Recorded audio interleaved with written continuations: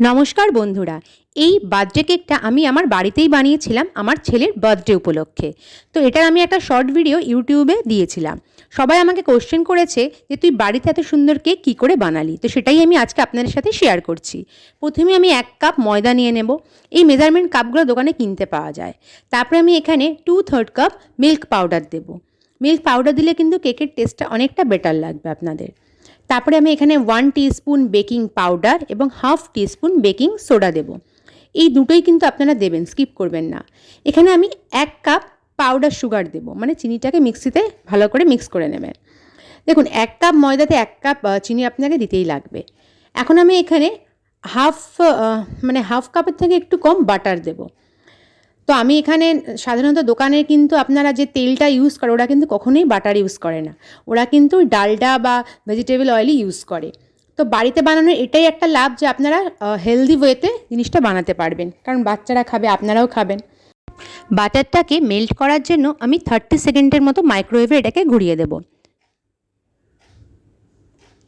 বাটারটা মেল্ট হতে থাকুক, ততক্ষণ আমি আমার কেক মোল্ডটাকে রেডি করছি। এখানে একটা অয়েল ব্রাশের সাহায্যে আপনারা ভালো করে এটাকে অয়েল ব্রাশ করে নেবেন।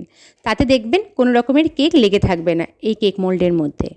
কোনো রকম আটা ময়দার কোটিং দেওয়ার দরকার নেই। এখন আমি আমার এই বাটারটাকে এখানের মধ্যে দিয়ে দেব। অল্প অল্প করে দেবেন, একবারে দিতে যাবেন না। একটু দেবেন, একটু নাড়াচাড়া করবেন, আবার একটু দেবেন। এইভাবে ব্যাপারটাকে ভালোভাবে মিক্স করবেন। এখানে আমি 1/2 কাপ কনডেন্সড মিল্কও দিয়েছি, বিকজ আমি এখানে ডিম ইউজ করছি না। যদি আমি ডিম ইউজ করছি না, তার বদলে এই কনডেন্সড মিল্কটা আপনারা দিতেই পারেন। এখন একটু থিক ব্যাটারটা বানাবার জন্য আমি একটু লিউকওয়ার্ম মিল্ক দিলাম। ভালো করে এটাকে মিশাতে হবে। এখানে যেন কোনো দানা দানা না থাকে। দেখুন এখানে একটু দানা দানা আছে, তো এটাকে আমাকে আরও ভালোভাবে মিক্স করতে হবে, যাতে এই মিক্সচারটা, এই ব্যাটারটা যেন স্মুথ হয়। যত স্মুথ হবে তত কিন্তু আপনার কেক ফ্লাফি হবে।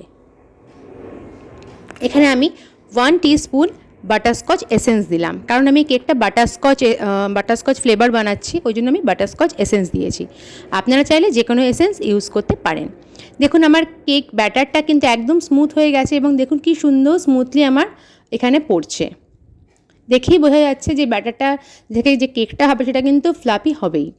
তো ভালো করে ট্যাপ করে এটাকে আমি মাইক্রোওয়েভে দিয়ে দেবো। 30 to 40 মিনিটের মধ্যে এটা কিন্তু হয়ে যায়। মানে সাধারণত এই কেক হতে 32 থেকে 34 মিনিট লাগে। আমি 40 মিনিটসে চালিয়ে দিলাম। দেখুন আমার কেকটা কিন্তু 32 মিনিটে রেডি হয়ে গেছে। আমি মাঝখানে একবার নাইফ দিয়ে চেক করে নিয়েছিলাম। তো এই কেকটা কিন্তু আপনারা টি কেক হিসেবে খেতেই পারেন, টি টাইম কেক হিসেবে খেতেই পারেন, কিন্তু যেহেতু আমি বার্থডে কেক বানাচ্ছি এই জন্য আমি সাইডগুলোকে একটু কেটে নিয়েছি এবং ওপরেরগুলোকে একটু কেটে নিয়ে এটাকে এরকম করে দুটো স্লাইসে ভাগ করে নিয়েছি। দেখুন কেক টিন মোল্ডে কিন্তু কোনো কেক লেগে নেই। এখন আমি এখানে দেখাচ্ছি কীভাবে আপনারা বার্থডে কেকটা বানাবেন। তো প্রথমেই এই যে স্পঞ্জ আছে আমার কেকের স্পঞ্জটাকে আমি একটু ওয়েট করে দেব। সেটার জন্য আমি এখানে বাটারস্কচ সিরাপ ইউজ করেছি। বাটারস্কচ সিরাপটা আমি দিয়ে এইভাবে কিন্তু একটা স্প্যাটুলা দিয়ে ভালোভাবে এটাকে চারিধারে মিক্স করে দেবেন। এটা কি করবে, এটা হচ্ছে কেকটাকে একটু স্মুথ করবেন। অনেকে এখানে সুগার সিরাপও ইউজ করেন, আপনারাও করতে পারেন, বাট আমি এখানে এই বাটারস্কচ সিরাপটা দিয়েছি। এটা 1 টাইপ অফ সুগার সিরাপই বলতে পারেন। তো আমি এটাকে আমার কেক স্ট্যান্ডের মধ্যে নিয়ে নিয়েছি।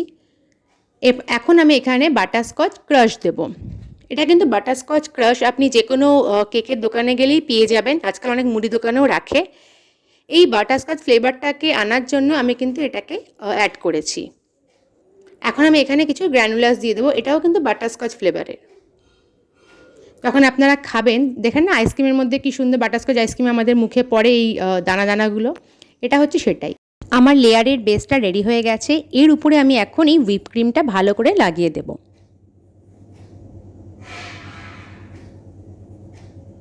এই হুইপ ক্রিমটা কিন্তু ভালো করে ওপরে এবং কেকের চারিধারে লাগিয়ে দিতে হবে। দেখতে পাচ্ছেন এখানে আমি হুইপ ক্রিমটা জাস্ট লাগিয়েছি, এটাকে কিন্তু এখনও স্মুথও করতে হবে। মানে যেহেতু গরমের সময় এই হুইপ ক্রিমটা কিন্তু গলতে শুরু করে, তো গলতে শুরু করে বলে এখানে কিন্তু আপনি এখন ফিনিশিং টাচ চাইলেও দিতে পারবেন না। এটাকে ভালো করে লাগিয়ে আপনাকে এটাকে কিছুক্ষণের জন্য ফ্রিজে রাখতে হবে, দিয়ে এটাকে সেট করতে হবে। এই ক্রিমটা যখন সেট হবে তখনই কিন্তু আপনি এটার ফিনিশিং করতে পারবেন, আদারওয়াইজ কিন্তু এই কেকের ক্রিমগুলো মেল্ট হবে। দেখুন আমি এটাকে ফ্রিজে রেখেছি এবং এর ফিনিশিংটা ঠিক এরকম হয়েছে। এখানে আরও অনেক কাজ করা যেতে পারতো। আমি সেমভাবে আরেকটা ছোটো কেকের উপরে লাগিয়েছি এবং সেটাকেও এই সেমভাবেই আমি বানিয়েছি, যেভাবে আমি আপনাদের সঙ্গে শেয়ার করলাম। খালি এখানে আমি কালারটা রেড দিয়েছি এবং একটু ছোটো সাইজের বানিয়েছি।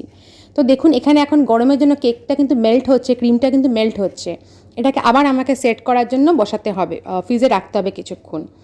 ফ্রিজে রাখার পরেই কিন্তু আপনারা আবার এটাকে সেট করতে পারবেন, আদারওয়াইজ কিন্তু এই ক্রিমগুলো কিন্তু গলতে শুরু করেছে।